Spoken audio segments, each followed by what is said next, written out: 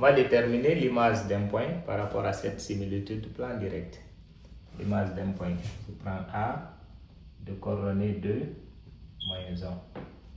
Je peux déterminer son image qui est A', coordonnées X', Y', par rapport à cette similitude de plan direct. Donc pour avoir A', j'essaie d'avoir X', Y', connaissant X et Y. Donc je rappelle ça. X' égale à 1 moins 3y. Y' égale à 3x moins 1. Donc x de A', image, égale à 1 moins 3y de A. Y de A' égale à 3x de A moins 1. Je connais x de A, y de A, je remplace. X de A' serait égal à 1 moins 3 fois y de A moins 1. Y de A' égale 3 fois x de A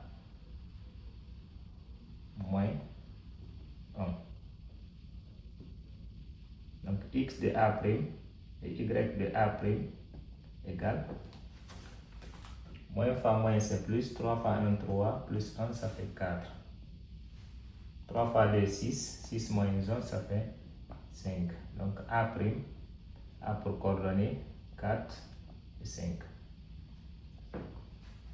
C'est une option. Je me suis servi de l'expression analytique. Je pouvais directement me servir de l'écriture complexe, sans l'expression analytique.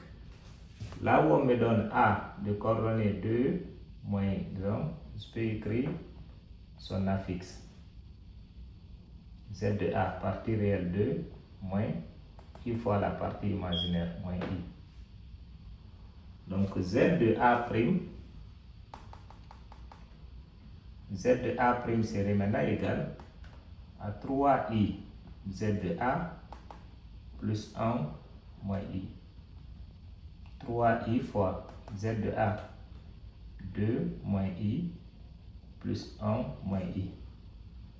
Donc Z de A' égale 3 fois 2, 6I, plus fois moins, moins, I fois I carré moins 1, ça fait plus, 3 fois 1, 3, plus 1, moins I. Donc Z de A' égale 3 plus 1, ça me donne 4, 6I moins I, ça me donne 5I. L'affixe de A', 4 plus 4i. Donc ses coordonnées seront ses coordonnées réelles 4, imaginaire 5.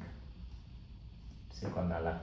Donc on peut servir de l'expression analytique pour déterminer les coordonnées du point image d'un point. On peut également se servir de l'écriture complexe. Et si on connaît aussi le point image, on peut avoir le point antécédent.